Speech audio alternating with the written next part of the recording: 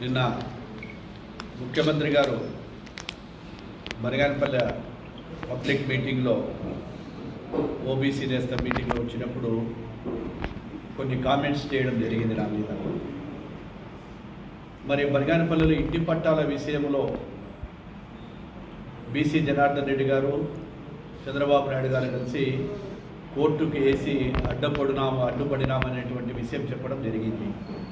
ఒక్కసారి ముఖ్యమంత్రి జగనన్న గారికి చెప్తున్నా, సార్ జగన్మోహన్ రెడ్డి గారు, మీరు మీ శాసనసభ్యుడు చెప్పినటువంటి మాటలు విని ఒక ముఖ్యమంత్రి హోదాలో ఉండి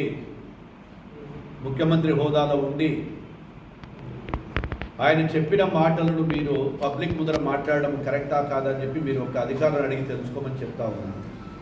నేను ఇంటి పట్టాలకు ఇవ్వడానికి వ్యతిరేకం కాదు. ఏ ఇంటి పట్టాలు ఇచ్చారో ఆ ఇంటి పట్టాలు అనువైన నివాస యోగ్యమైనటివి కావు అని చెప్పి దాదాపుగా 3 సంవత్సరాల కిందట కోర్టుకు వెళ్ళడం జరిగింది. మరి నేను చెప్పినటువంటి కోర్టులో వేసినటువంటి విషయం కరెక్ట్ కరెక్ట్ కాకపోతే నా అప్లికేషన్ కానీ నేను వేసినటువంటి పిటిషన్నే కోర్టు తీసుకోదు. కోర్టు తీసుకున్న తర్వాత చాలా రోజుల వరకు మీరు కౌంటరే వేయలేదు. డేట్లు చూసుకోవాలా ముఖ్యమంత్రి గారు దయచేసి. ఎందుకంటే మీ అధికారులను పిలిపించుకోండి. మీ అధికారులను ఏదైతే ఉన్నారో జీపీ కానీ ఇంకా దానికి కానీ ఏజీ గారు కూడా ఆర్గ్యుమెంట్స్ చేశారు. ఆ డేట్లలో ఎన్ని రోజుల తర్వాత కౌంటర్ వేశారు, ఎప్పటి వరకు మీరు ఇది నిరుపయోగపడింది కేసు, ఈరోజు ఈ విషయాలన్నీ కూడా తెలుసుకోమని చెప్పి ముఖ్యమంత్రి గారు అడుగుతా ఉన్నాను. అక్కడ మీ శాసనసభ్యుడు అసమర్థుడు అయినటువంటి శాసనసభ్యుడు ఒక చేతకాని దద్దమ్మ, అతను వలన ఈరోజు ప్రజలకందరికీ కూడా ఇళ్ల పట్టాలు రాకపోవడానికి అతనే ముఖ్య కారకుడు.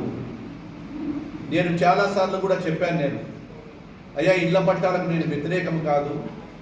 ఏదైతే ఆ కట్టలు తెగుతున్నాయో ఆ కట్టలు తెగేటువంటి ప్లేస్లో ఆ ప్రాంతాన్ని వదిలిపెట్టి మీరు ఇవ్వమని చెప్పి నేను అడిగాను. ఆ ప్రాంతాన్ని వదిలిపెట్టమని చెప్పి కూడా చెప్పాను నేను. ఇదే విషయం కూడా నేను కలెక్టర్ గారి దగ్గరికి ఇదిగోండి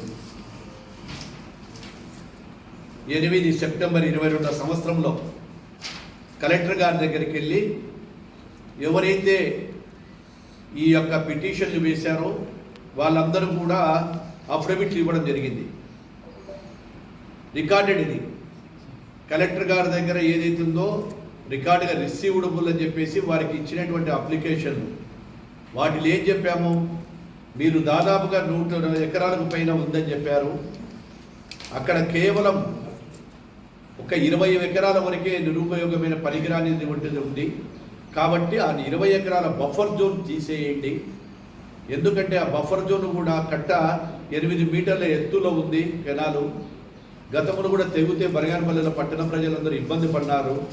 ఇవన్నీ వాస్తవాలని చెప్పి అడ్వకేట్ కమిషన్ కూడా అపాయింట్మెంట్ చేయమని చెప్పి ఆ రోజు చెప్పి నేను కలెక్టర్ గారికి ఇచ్చిన లెటర్ ఇది. మరి ఈ అసమర్థుడు ఇంతవరకు ఎందుకు చేసుకోలేకపోయినాడు? గతంలో కూడా మీరు అసెంబ్లీలో చేశారు. అసెంబ్లీ సాక్షిగా కూడా మాట్లాడినప్పుడు నా పేరు తీశారు ముఖ్యమంత్రి గారు. ఈరోజు ముఖ్యమంత్రి గారు తీసినప్పుడు మరి ముఖ్యమంత్రి గారిని అడుగుతా ఉన్నాను, ప్రభుత్వం మీది, అధికారులు మీరు ఎందుకు దాన్ని సరిచేయలేకపోయినారు? మీ చేతగానితనం వలన, మీ అసమర్థత వలన ఈరోజు ఇవంతా కూడా ఈరోజు ఇళ్ల పట్టాలకు కారకులు నిలబడిపోవడానికి కారకులు నేను కాదు, మీ అసమర్థత. అందులో మీ యొక్క ఈ యొక్క ఎమ్మెల్యే అక్కడ కమిషన్ల కోసం అంతా కూడా దాదాపుగా 2.5-3 కోట్ల రూపాయలు వసూలు చేశాడు. ఈ ప్రాంతాన్ని తీసేస్తే 3 కోట్ల రూపాయలు ఎక్కడ ఇవ్వవలసి వస్తుందో అని చెప్పేటువంటి భయంతో మళ్ళీ దాన్ని రాకుండా చేసి ప్రజల దగ్గర మోసం చేసి ప్రజలకు మభ్యమాటలు చెప్పి నాకు చెడ్డ పేరు రావాలి, ఎన్నికలలో దీన్ని ఒక రాజకీయ వ్యూహంగా భాగంగానే చేశాడు తప్ప ఈ యొక్క గేమ్ ఆడుతున్నాడని కూడా తెలియజేస్తా ఉన్నాను. ఎందుకంటే మీకు తెలిసినో తెలియదో ముఖ్యమంత్రి గారికి, జగనన్న గారికి గతంలో కూడా 2013లో కూడా ఇదే నాటకం ఆడినాడు, ఇప్పుడు కూడా ఇదే నాటకం ఆడుతున్నాడు. కాబట్టి సీఎం గారు ఇప్పటికైనా తెలియకుండా మీకు ఇస్తే ఒక మీటింగ్లలో చెప్పినప్పుడు నిజమా అబద్ధమా అని చెప్పి ఒక్కటి అడుగుతున్న సూటిగా, సార్ జగన్మోహన్ రెడ్డి గారు వేల కోట్ల రూపాయలు వెచ్చించి మేము జనగణన కాలనీలు కడుతున్నాం, పట్టాలు ఇస్తానని చెప్పినప్పుడు ఇక్కడ ఉండేది తెలుగుదేశం ప్రభుత్వం కాదు, ఉండేది ఎమ్మెల్యే, వైఎస్ఆర్ పార్టీకి సంబంధించిన ఎమ్మెల్యే ఇక్కడ ఉన్నాడు. మీ ప్రభుత్వానికి సంబంధించిన ఎమ్మెల్యేకు కేవలం 100 కోట్ల రూపాయలు ఇవ్వలేకపోయారా జగన్మోహన్ రెడ్డి గారు? మీరు 100 కోట్ల రూపాయలు ఇవ్వలేకపోయారా? మీరు అదే 100 కోట్లు అయితే ఈ యొక్క నివాస యోగానికి ఏదైనా పనికొచ్చే స్థలాలు కానీ ఇవన్నీ కూడా ఉండేటివి కదా. ఎందుకు కొనలేకపోయినారు, ఎందుకు ఇవ్వలేకపోయినారని కూడా ముఖ్యమంత్రి గారిని కూడా అడుగుతా ఉన్నాను. ఎందుకంటే నీ ఎమ్మెల్యే అసమర్థుడు, చేతగాడు కాదు కాబట్టి. మీ ఎమ్మెల్యే అసమర్థుడు, చేతగాని వాడు కాబట్టి మిమ్మల్ని కనిపించేయలేకపోయాడు. అక్కడ నుంచి ఏవైతే ఉన్నాయో ఈ యొక్క వనరులు కూడా తేలేకపోయినాడని చెప్పి కూడా నేను తెలియజేస్తా ఉన్నాను. రెడ్డి, ఏం మాట్లాడుతున్నావు నువ్వు? మన ప్రభుత్వం వస్తే అన్నా ఇళ్ళ పట్టాలు ఇవ్వాలన్నా, ఇక్కడనేమో ప్రభుత్వం వస్తే ఇళ్ళ పట్టాలు అడుగుతావు, ఇక్కడనేమో ఇళ్ళ పట్టాలు అడుగుతావు అన్నా, మళ్ళీ కోర్టులో వచ్చేస్తుంది దేవుని దయ వలన ఆశీర్వాదాలు వారం అంటావు నువ్వు. అంటే నీది కరెక్టా, ఆయన ప్రభుత్వం వచ్చినాక కరెక్టా? ఇప్పుడు నేను మీ ప్రభుత్వమే కదా, నా ప్రభుత్వమా? ఏం చెప్పినారా స్వామి, ఇద్దరు ఒకరి నుంచి ఒకరు చెప్పినారు. ఆయనేమో మన ప్రభుత్వం వచ్చినాక ఇళ్ళ పట్టాలు ఇవ్వాలన్న అంటాడు, ఈయనేమో దేవుడి దయతో, ప్రభు దయతో, భగవంతుడి దయతో రేపు మంచి ఆర్డర్ వస్తుంది, వారం కావచ్చు, 10 రోజులు పట్టచ్చు, వచ్చినాక ఇస్తామంటారు. ఇక్కడనే మీకు అర్థం కాని భాష ఎవరికి ప్రజలు ఎట్లా మభ్య పెడుతున్నారు. ఇంకా 4-5 సిగ్గులేని మాటలు మాట్లాడతాడు. ప్రభుత్వం ఎవరిది? వైఎస్ఆర్ ప్రభుత్వం. ముఖ్యమంత్రి జగన్మోహన్ రెడ్డి, ఎమ్మెల్యే కాట్సాని రామిరెడ్డి.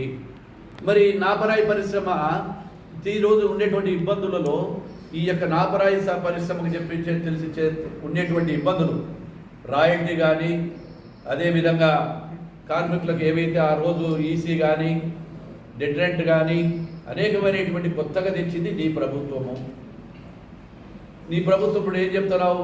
ఎన్నికలప్పుడు కూడా ఇప్పుడు ఒక మాట పాతది మళ్ళీ గుర్తు చేస్తున్నా. గత ఎన్నికలలో మాజీ శాసనసభ్యులు 3, ఈ శాసనసభ్యులు అప్పుడు మాజీ అయిన కూడా బందార్లపల్లె చెక్ పోస్టును తీసేస్తాము మా ప్రభుత్వం వస్తానే. మరి ఆ రోజు చెక్ పోస్ట్నే తీసేస్తామని చెప్పి అప్పుడు కొట్టం ఉండే, ఆ రోజు కొట్టం పోయి ఈరోజు బిల్డింగా. అంటే నువ్వు చేసేవి ఇవే అన్నమాట. ఏదైనా నువ్వు వాగ్దానం ఇచ్చినామంటే ఇంకా స్ట్రాంగ్ అవుతుంది. కొట్టం పోయి బిల్డింగ్ పోయి ఇప్పుడు రాయల్టీ పరిశ్రమనే ఈరోజు ఈ యొక్క నాపరాయి పరిశ్రమ అనేది పనికి రాకుండా చేసినావు. మళ్ళీ మన ప్రభుత్వం, నీ ప్రభుత్వం నీదేనయ్యా. దినం ఏం సంకనాక్తున్నావా ముఖ్యమంత్రి దగ్గర పోయి చేయించుకోక? దినం ఎన్నిసార్లు పోయినా ముఖ్యమంత్రి దగ్గరికి నువ్వు నాపరాయి పరిశ్రమ మీద? మళ్ళీ అదేవిధంగా మంత్రిని తీసుకొచ్చినావు. విలేకరులు కూడా ఇక్కడే ఉన్నారు సాక్ష్యం. మంత్రిని తీసుకొచ్చి మండల ఆఫీసులో వాగ్దానం చేస్తేవి. ఈరోజు నీ ప్రభుత్వానికి పాడేగట్టే టైం వచ్చేసింది. ఈరోజు అంతా కూడా బాయ్ చెప్తున్నారు మీకు. ఈ పరిస్థితులు కూడా మన ప్రభుత్వం వచ్చే నాపరాయి పరిశ్రమ కాదు. ఇప్పుడు ఎవరి ప్రభుత్వం చెప్పు? నీదే మాదే? అంటే నీ ప్రభుత్వం లేదన్నా ఒప్పుకోవాలా, లేదంటే పోతుంది నీ ప్రభుత్వం అనే చెప్పాలా? దాన్ని కూడా వాళ్ళ పరిశ్రమలలో కూడా నాపరాయి పరిశ్రమ నిర్వీర్యం చేసినటువంటి ఒక అసమర్థుడు అంటే ఎవరైనా చేతగాని దద్దమ్మ. మళ్ళా అదేవిధంగా హాస్పిటల్ గురించి చెప్తున్నావు. రైట్, సంతోషము. 100 పడకల ఆసుపత్రి వేసినావు, జనమంతా వాహ్వా అన్నారు. మరి 100 పడకల ఆసుపత్రి చాలని 200 పడకల ఆసుపత్రి. కనీసం ఒక ముఖ్యమంత్రి గారు వచ్చినప్పుడు యావత్ మామూలుగా నియోజకవర్గానికి అంతా ముఖ్యమంత్రి గారు వస్తున్నారు, హాస్పిటల్ 100 బెడెడ్ హాస్పిటల్ ఓపెన్ చేస్తా అన్నప్పుడు ఒక ముఖ్యమంత్రి హోదాలో వచ్చి ఆయన విజిట్ చేసి అక్కడ ఏమేమి ఉన్నాయి ఏమీ లేవని కూడా తెలియకుండా నువ్వు ఆ రోజు 100 పడకల ఆసుపత్రి 200. నేను ఒకటే చెప్తున్నా, ఆరంభ సూరత్వము. అక్కడ 100 పడకల ఆసుపత్రి 1000 పడకల ఆసుపత్రి అనేది ముఖ్యం కాదు. అక్కడ నీవు 100 పడకల ఆసుపత్రిలో వసతులు ఏమున్నాయి? ఒకరేమో 30 మంది డాక్టర్లు అంటారు, ఒకరేమో 20 మంది అంటారు. అదేవిధంగా అనేకమైనటువంటి ఇదే అతనే అడుగుతున్నాడు. ఒక 100 పడకల ఆసుపత్రి ఉంటే ప్రజలకు కావాల్సినది అక్కడ కావాల్సినవి కూడా అడుగుతారు వాళ్ళంతా కూడా. ఇదే ఎమ్మెల్యేనే చెప్పినాడు, అన్నా మాకు ఎంఆర్ఐ లేదు, సిటీ స్కానింగ్ లేదు, ఏవి కూడా పరీక్షలు చేయడానికి లేవు. అదేవిధంగా ఈరోజు ఆసుపత్రిలో కంటి ఆసుపత్రి చెప్పి ఈఎన్ఎం కూడా లేవు. హార్ట్ అటాక్ వస్తే వాడే మిషన్లు లేవు. అదేవిధంగా రేడియాలజీ డాక్టరు లేడు. కేవలం నాడ ఉండేది రికార్డ్ ప్రకారం 15 మంది సూపర్ డాక్టర్స్ ఉన్నారు, 15 మంది డాక్టర్లు. మరియు 3 డ్యూటీ డాక్టర్లు, అంటే 15, 3, 18 మంది డాక్టర్లు 100 బెడ్ల ఆసుపత్రికి. అంటే ప్రజలు అబద్ధాలు చెప్పడంలో వైఎస్ఆర్ పార్టీ ఆరితేరింది. అబద్ధాలు చెప్పడంలో వైఎస్ఆర్ పార్టీ ఆరితేరింది. సిస్టర్ పోస్ట్ అయితే 12 ఉన్నాయి తక్కువ. రా రికార్డు చూపిస్తా. చదువుకో రామిరెడ్డి, దమాక్ లేకుండా మాట్లాడకు. దమాక్ లేనివన్నీ మాట్లాడి ఊరికే ప్రజలను మభ్య పెడతా ఉన్నావు. ఎముకలకు సంబంధించి ఎండోస్కోప్ మిషన్ లేదు, ఆపరేషన్ చేసే పరికరాలు లేవు. బిల్డింగ్లు కాదు ప్రజలు అడిగేది ఒకటే, పరికరాలు ఉన్నాయా లేదా అని. ఇప్పటికి కూడా ఏ చిన్నది జరిగితే, ఏ చిన్నది దెబ్బలు తగిలినా ఏం చెప్పినా refer to Nandyal, refer to Kurnool. అంటే మీ దగ్గర అన్ని వసతులు ఉంటే, ఈ యొక్క 100 పడకల ఆసుపత్రిలో అన్ని రకాలు ఉంటే ప్రజలు రెఫర్ ఎందుకు పంపుతారు? ఇవన్నీ కూడా ప్రజలు మభ్య పెట్టడానికి తప్ప, బిల్డింగ్ ఎందుకు కట్టుకున్నారంటే మీ ఆరంభ సూరత్వానికి, మీ కమిషన్ల కోసం తప్ప. 100 పడక మళ్ళీ 200 కావాలంట. 100కే గతి లేదు. 100 పడకల ఆసుపత్రికే తగిన మిషనరీ కొనిచ్చలేక సచ్చలారు. 210 మంది ఆస్తులకు ఏం చేస్తారు వాళ్ళు? 100 చేస్తారట. ఇన్ని ప్రజలకంతా ఇక్కడ ఒక ధనవంతుడు ఉన్నాడు, ఆ ధనవంతుడితో పోటీ పడాలంటే రామిరెడ్డి అన్నకు బాగా ఇబ్బంది. కాబట్టి మీరంతా ధనవంతుడి దగ్గర 2000, 3000 తీసుకొని, ఒక ముఖ్యమంత్రి స్థాయిలో ఉన్నారు సార్, మళ్ళీ మీరు చెప్పొచ్చునో లేదో మీకే వదిలిపెడుతున్నా. తీసుకొని సరే నేను ధనవంతుడు అన్నావో లేకపోతే కాదో ప్రజలు తెలుసు, సరే మంచి సంతోషం, నువ్వు ఏది ఇచ్చినా కానీ కూడా తృప్తిగా సంతోషంగా ఆశీర్వాదం కింద తీసుకుంటా. నీ ఆశీర్వాదం కూడా తీసుకునేట్టే ఉండేలేండి.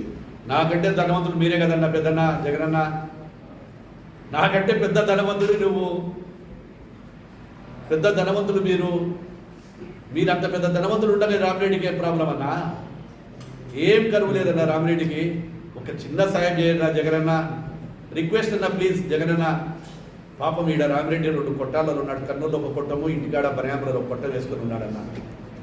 ఈడ కొట్టంలో బతుకుతున్నాడు. అంత నిజాయితీ గల రామిరెడ్డి మీ రామిరెడ్డి. ఈడ బనయాంపులలో ఒక కొట్టం ఉంది, ఇంట్లో కొట్టము. పాపం భార్య పిల్లలైతే ఆ కొట్టంలో ఉండాలి, అక్కడ వస్తున్నారు. ఆడ కర్నూలులో ఒక కొట్టం వేసుకున్నాడు. ఈ కొట్టంలో స్థలం సరిపోదని కర్నూలులో ఒక కొట్టం వేసుకున్నాడు. ఆ 2 కొట్టాలలో ఉన్నాడు. మళ్ళీ నువ్వు వస్తావు రావు అనేది గ్యారెంటీకి నువ్వు రావులే. కానీ అధికారంలోకి ఇప్పుడే ఆనన్న జగనన్న ఇల్లు ఉంటే ఒక జీవో ఇచ్చి కొన్న డూప్లెక్స్ ఇంటికి. ఒక జగనన్న ఒక డూప్లెక్స్ ఇల్లు ఈయన రామిరెడ్డికి. పాపం ఏం లేవన్నాడా?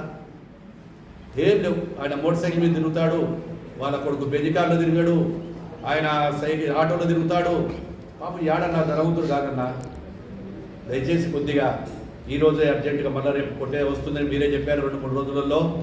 ఈరోజు జగనన్న కాలనీలో రామిరెడ్డి కొడుకు సరే ఒక డూప్లెక్స్ ఇయ్యమని చెప్పి జగన్మోహన్ రెడ్డి అన్నను రిక్వెస్ట్ చేస్తున్న ప్రతిపక్ష నాయకుడిగా.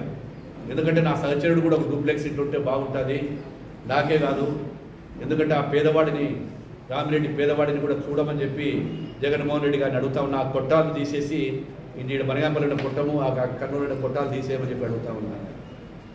ఎవరైనా ఒక ప్రాంతానికి వచ్చినప్పుడు ఆ ప్రాంత సమస్యలు చెప్పవలసినటువంటి బాధ్యత స్థానిక ఎమ్మెల్యే మీద ఉంది. కనీసం గతంలో ఇచ్చినటువంటి జోలదోరాసి రిజర్వాయర్ గురించి మాట్లాడలే. ఒక్క మాట జోలదోరాసి వాళ్ళని కూడా గురించి మాట్లాడలే. ఎందుకు? మీరు ఇచ్చిన ప్రామిసే. ఇదే జమ్మలమడుగులో ప్రజల సాక్షిగా ప్రజల సమక్షంలో మీరు ఇచ్చినారు జోలదారేసి కట్టి తీరుతానని. మళ్ళీ ఏమనంటే కోర్టు తెలంగాణలో తెలియదా? తెలంగాణ కోర్టు అంటే సాధ్యం కాని పనులు చెప్పేసి మట్టి పనుల కిందనేమో ముందు వైడనింగ్ చేస్తేవి, నీళ్ళేమో రాకపోయా, నీళ్ళు నిలబడకపోయా, దాని గురించి కూడా మాట్లాడకపోతుంది. ఇంకా అతి ముఖ్యమైన విషయం బనగానపల్లె నవాబు గారి గురించి. ఆ రోజు ఏం చెప్పారు మీరు? బనగానపల్లె మేమంతా ముస్లింల పక్షపాతము, ముస్లింల మైనార్టీలకు నేనంటే చాలా ప్రేమ, వాళ్ళంటే నాకు అన్నారు. నీకు సిగ్గు శరం ఉంటే, నీ దగ్గర నిజాయితీ ఉంటే, ఒక ముఖ్యమంత్రి వస్తున్నప్పుడు నవాబు గారి విగ్రహాన్ని ఓపెన్ చేస్తున్నాము, ఆ విగ్రహానికి సంబంధించి ఆ నవాబు గారిని కూడా వారి మనవడిని పిలిపించడం జరిగింది. మరి నవాబు గారి మనవడిని పిలిపించిన తర్వాత అదే ప్రాంతం అక్కడనే ఆ విగ్రహం పక్కనే పోతా ఉన్నాడు. ప్రజలకందరికీ మైనార్టీలకు చెప్పేది ఏంది? ముఖ్యమంత్రి గారితో నేను విగ్రహం ఏర్పాటు చేయించి దాన్ని ఓపెనింగ్ చేపిస్తానన్నావు. గౌరవ ముఖ్యమంత్రి గారితో అన్నప్పుడు చాలామంది కూడా ఒక గౌరవాన్ని కోరుకుంటారు. ఒక విగ్రహాన్ని ఓపెన్ చేస్తున్నారంటే ఒక ముఖ్యమంత్రి వచ్చి చేశారంటే దానికి కూడా ఒక చరిత్ర. బనగానపల్లి నవాబు గారికి ఒక చరిత్ర ఉంది. నిజాం నవాబు కంటే చాలా పవర్ఫుల్ అయినటువంటి నవాబు చరిత్ర కలిగినటువంటి నవాబు బనగానపల్లి నవాబు గారు. ఎందుకంటే ఆయన ఇప్పటికి కూడా మన పాత పూర్వకాలం డాక్యుమెంట్ల మీద ఆ నవాబు గారి ఫోటో ఉంటుంది.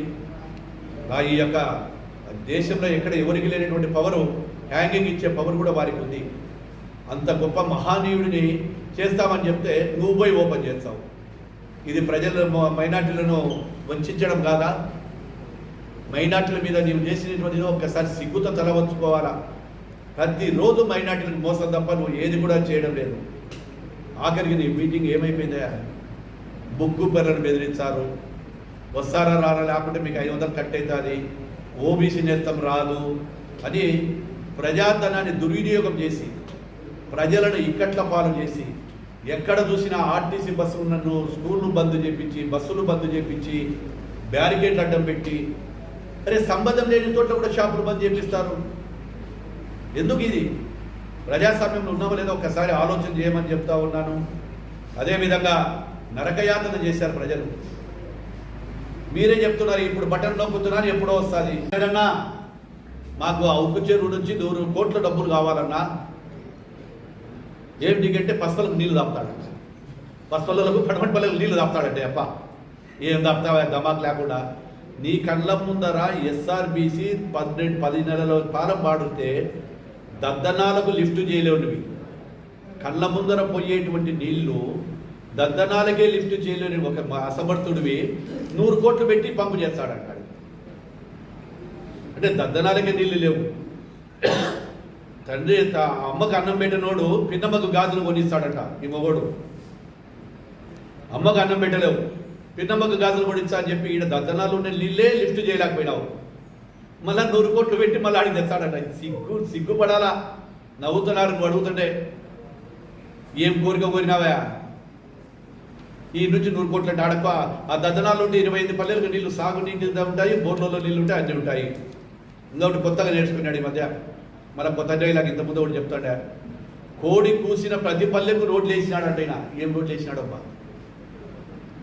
పోదాం, కోళ్ళు కూర్చొని లేదా కోడి కూర్చున్నాడు పోదాం. ఎన్ని ఊర్లకు గ్రామాలకల్లా బీటీ రోడ్లు ఉన్నాయి?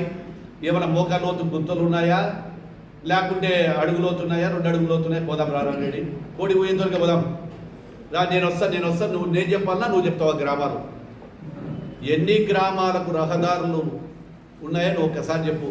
సిగ్గుతో పోతాది. 10 సార్లు వేసినావు. ఇప్పుడు ఏదో డబల్ రోడ్ ఆ బ్రిడ్జి మీద పోతుంటే బండి టకా టకా టకా టకా. ఎవడైనా కాలు కాకపోతే కాలు అవుతారు. ఇంత లేట్ ఆ ప్లేట్లు లేస్తుంటాయి. గడాలు బయటకు వచ్చి కనపడుతుంటే ఆ ఇంతట్లోనే 100 అతుకులు వేసినావు. ఒక బ్రిడ్జి మీద బ్రిడ్జి రోడ్డు తీసి వేపిలేను నువ్వు ఒక మనిషివేనా? నువ్వు అభివృద్ధి గురించి మాట్లాడేది? వేల బండ్లు డైలీ, 100 కాదు 1000 బండ్లు బ్రిడ్జి మీద ప్రయాణం చేస్తే ఆ బ్రిడ్జి ఏ పరిస్థితుల్లో ఉందో ఒకసారి ఆలోచన చేయి. రోజు బ్రిడ్జి వేయడము గుంతపోతుంది, వేసిన వారానికే మళ్ళీ లేచిపోతుంది. దాని మీద కూడా నువ్వు చేస్తూ ఉన్నావు. ఇంతకుముందు కూడా మాట చెప్పినావు, నువ్వు బాగా గుర్తుందో లేదో రవిడే. ఏడా గ్రామ పంచాయతీలో చెవులు వేసుకోవడానికి సుక్క సారే లేకుండా చేస్తానన్నావు. చెవులు వేసుకోవడానికి సుక్క సారే కాదు, పరిశ్రమను పెట్టించిన నాటుసారే పరిశ్రమ. నువ్వు ఆ తెలుగుపేటకు పో సాయంత్రం 5 గంటలు 6 గంటలు 5:30కు దమ్మరదం అని చెప్పి ఎట్ట ఊగుతుంటారు. యువతను నాశనం చేస్తున్నావు. డ్రమ్ములు సారై రోజు పేపర్లలో వస్తున్నాయి, మీ యొక్క ఎలక్ట్రానిక్ మీడియాలో చూస్తూ ఉన్నావు. నువ్వు దానికి ఏది చెప్పిన నోరు తెరిస్తే అబద్ధమే, అసత్యాలే. మన పేరెట్లా పెట్టినారేమో నాకు తెలియదు. నీకు రామరెడ్డి అని శ్రీరామచంద్రుని పేరు పెట్టాడు, శ్రీరామరెడ్డి. నోరు తెరిస్తే అబద్ధాలు అసత్యాలు, చెప్పిందే 10 సార్లు చెప్తున్నావు. ఇంకొక మాట చెప్పినాడు, బా జగనన్న ఆశించికి ఏం కావాలో ఏమడిగినావు? గత ప్రభుత్వంలో రింగ్ రోడ్డు గురించి తీసుకొచ్చిన ప్రభుత్వం మనము. మళ్ళీ మేము వచ్చిన తర్వాత 60C కింద నువ్వు క్యాన్సిల్ చేసి మళ్ళీ టెండర్ వేసినావు. వేసి 2020 సంవత్సరం వేస్తే రింగ్ రోడ్డు ఏమైంది? రింగ్ అయిందా? ఎక్కడ పోయా రింగు? చుట్టుపక్కల పరిశ్రమలు రావడంతో ఇక్కడ అన్నీ కూడా విపరీతమైనటువంటి కంటైనర్లు రావడం జరుగుతూ ఉంది. ఆ కంటైనర్లు రావడం వలన ట్రాఫిక్ గంటల కొద్దీ నిలబడిపోతూ ఉంది బనగానపల్లిలో. కంటైనర్ల వల్ల గంటల కొద్ది ప్రజలకు ఇబ్బందులు కలుగుతూ ఉన్నాయి. మరి ఎందుకు రింగు రోడ్డు గురించి ఒక మాట మాట్లాడలేదే? శాంక్షన్ చేయలేవంటే నువ్వు ఒక అసమర్థుడు కానీ దద్దమ్మవు. గత ప్రభుత్వంలో నేను తెచ్చినది క్యాన్సిల్ చేశావు. ప్రతిదీ కక్షపూరితమే నీకు బనగానపల్లె పట్టణ ప్రజల మీద. ఎందుకంటే బనగానపల్లె పట్టణ ప్రజలు నీకు మెజార్టీ ఇవ్వలేదు కాబట్టి, పట్టణ ప్రజలు నీకు అధికారం ఇవ్వలేదు కాబట్టి రింగు రోడ్డును కూడా మభ్యపెట్టి రింగు రోడ్డు కూడా లేకుండా చేసి దాన్ని కూడా నువ్వు నాశనం చేసినావు. జగన్మోహన్ రెడ్డి గారు, ఈరోజు తెలుగుదేశం ప్రభుత్వం వస్తే సంక్షేమ పథకాలు అందవు. సంక్షేమ పథకాలకు నాంది తెలుగుదేశం ప్రభుత్వం నాడు ఎన్టీ రామారావు. సంక్షేమ పథకాలను తీసుకొచ్చి పేదవాడికి మొదలు పెట్టిందే, పరిచయం చేసిందే తెలుగుదేశము. నిబంధనల పేరిట మీ ఈరోజు కోట్లు దొక్కి ఈ యొక్క చాలామందికి కూడా లోన్లు రాకుండా చేస్తూ ఉన్నారు. అదే కాకుండా మీరందరూ కూడా ఈరోజు ఇచ్చినటువంటి లోన్లలో కూడా చాలామందికి కూడా ఏదైనా కావచ్చు, ఒక పింఛను తప్ప సంక్షేమ పథకాలలో అమ్మఒడి కానీ మిగతావి కానీ ఏ నేస్తంలో కూడా కొంతమందికి 10% పడితే, కొంతమందికి 40% పడితే, కొంతమందికి 70%, కొంతమందికి 100%. ఇది నీ సంక్షేమాల తీరు. పైన బొక్క నొక్కుతారు, కింద పడిపోతూ ఉన్నాయి. ఏది ఏమైనా సంక్షేమాలకు మారుపేరు తెలుగుదేశం ప్రభుత్వం. రేపు మేము పెట్టిన మేనిఫెస్టోలు అన్నీ కూడా ఇక్కడ చెప్పినటువన్నీ కూడా ఖండిస్తూ ఉన్నాను. మేనిఫెస్టోలో ఉన్నవి లేనివన్నీ కూడా చెప్పి అబద్ధాలు చెప్పి ప్రజలను మారాలని చూస్తున్నాం. ఏది ఏమైనా మళ్ళీ తెలుగుదేశం ప్రభుత్వం అధికారంలోకి రాబోతుందని చెప్పి సర్వేలన్నీ చెప్తా ఉన్నాయి, ప్రజలు చెప్తా ఉన్నారు. మళ్ళీ తెలుగుదేశం పార్టీ జెండా ఎగరవేస్తుంది. నువ్వు చెప్పినట్టు రామిరెడ్డి గెలుస్తేనే నేను ముఖ్యమంత్రి అవుతా, రామిరెడ్డి గెలవకపోతే నేను ముఖ్యమంత్రి కాదంటే, మన రామిరెడ్డి గెలవకపోతే నువ్వు ముఖ్యమంత్రి కాలేవా? ఇది ఛాలెంజ్ చూసుకుందాం. రామిరెడ్డి గెలవకపోతే నువ్వు ముఖ్యమంత్రి కాలేదని మీరు అన్నారు. రామిరెడ్డి గెలుస్తేనే నేను ముఖ్యమంత్రి ఎత్తుగా, లేకపోతే మీ సంక్షేమ పథకాలన్నీ కట్టేద్దామని చెప్పి కూడా ప్రజలకి చెప్పడం కరెక్ట్ కాదని కూడా తెలియజేస్తూ ఈ మళ్ళీ తెలుగుదేశం పార్టీ అధికారంలోకి వస్తుందని చెప్పి తెలియజేస్తూ ఉన్నారు.